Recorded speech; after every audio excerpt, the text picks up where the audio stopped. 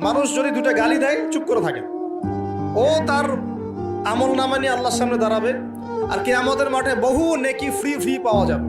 এটা কি জানেন? কিয়ামত অনেক নেকি বিনামূল্যে ফ্রি ফ্রি আসবে আমল নামায়। কেন আসবে বলি হাদিসটা।